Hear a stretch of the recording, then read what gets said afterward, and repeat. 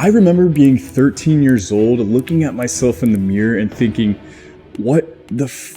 Why are my hips wider than my shoulders? It looks so frail, weak, and feminine. I mean, it's the women that are supposed to have wider hips because they need to give birth to children, right? It doesn't look right when it's a guy that has wide hips. But I didn't really start working out and addressing that problem until about 2 years later when I was 15. And within 6 months, I looked like this. And then after 2 years, I looked like this. Now, I was a bit lucky because I started training with my dad, who was a power lifter and kind of amateur bodybuilder, so he was able to show me what to do, but now I get to share exactly how I did it with you guys. So sit back, relax, and make sure you listen closely because this is going to give you that V-shaped physique.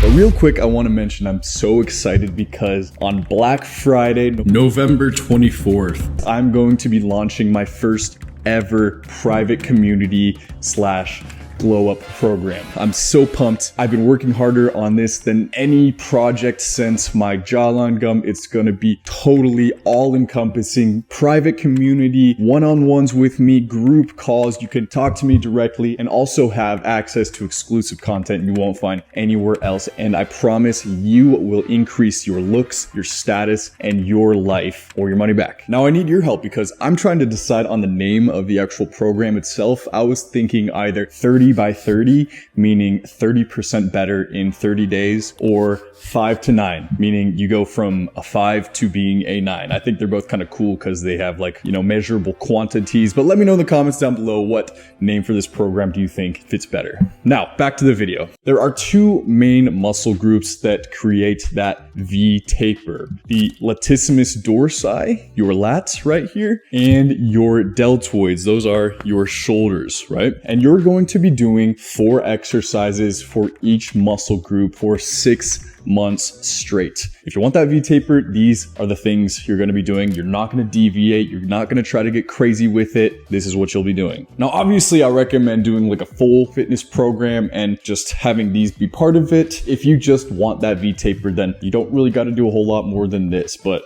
if you want a full beginner's workout program, I made a video for that as well. You can watch that later. So day 1, you're gonna hit lats because that is the bigger muscle group, right? Lats are gonna give you that width of your trunk, your torso. It's gonna build up this part bigger than your waist, creating that V taper, but also it's gonna push out your arms and just make you wider all in general. 4 exercises you're going to be doing are pull-ups, wide grip lat pull downs, straight arm pull downs, and my personal favorite, one arm cable pull downs. You're going to do them in that order, doing 4 sets of each exercise, starting with 20 reps, then 12, then 10, and lastly, 8 repetitions at a more heavy weight. Each set, you add a little bit of weight so it becomes more difficult. By the last rep of each set, you should barely be able to get it. It should be very difficult. Now, the other workout, like I said, is going to focus on deltoids. Deltoids are going to give you that width on the outside, that outside perimeter of your body. You build up those shoulders wider. It's just going to give you that strong, commanding presence. 4 exercises you will be doing are Arnold press, Y raises, lateral raises, and cable lateral raises. Again, you're going to do them in that order, doing 4 sets, starting with 20 repetitions, then 12, then 10, and lastly, 8 repetitions at the heaviest weight. You're going to do each of these workouts at least 1 time per week, and you're going to continue the same workout each week for at least 6 months. Now, here is the secret. This is the secret ingredient. This is the Worcestershire sauce in the Raising Cane sauce. You know what I'm saying?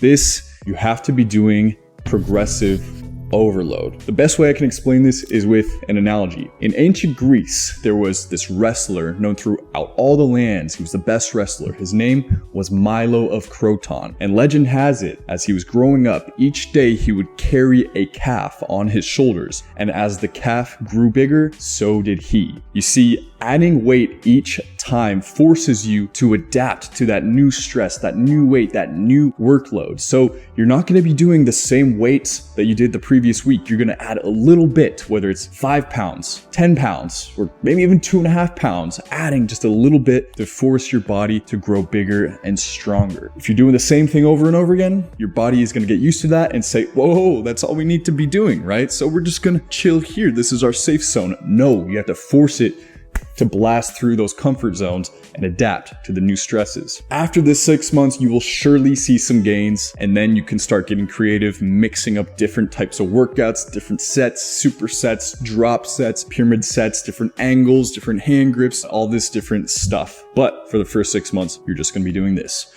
Now, I'll be remiss if I didn't tell you that of course you also need to be eating. You need to be eating a lot. You can get in a train, but it's not gonna move if you're not shoveling the coal into the burner or the engine or whatever it's called. So you need to be eating at least 1 gram of protein per pound of your body weight, preferably like 1.2 grams. So if you're 100 pounds, eating at least 110, 120 grams of protein each day. Now, when I was growing and getting my, virgin gains, as they call it, my day would look like this. Get up, eat 6 eggs and some oatmeal. Lunch, I have chicken breast, a sweet potato, and a bell pepper. That was like the dessert almost. After the gym, slam a protein shake. Go to work. On my break at work, go out to the car, eat canned tuna. I would eat canned tuna, trail mix, and a spoonful of almond butter or peanut butter. After work, go home and eat whatever the hell my mom made for dinner. Then right before bed, another protein shake, and that was it. That was like 170 grams of protein. But if you want to know more about diet, there's a ton of other videos out there on YouTube, and maybe I'll make one day, but this is not that video. Hope you guys enjoyed this video. If you haven't already, subscribe, and until next time, peace.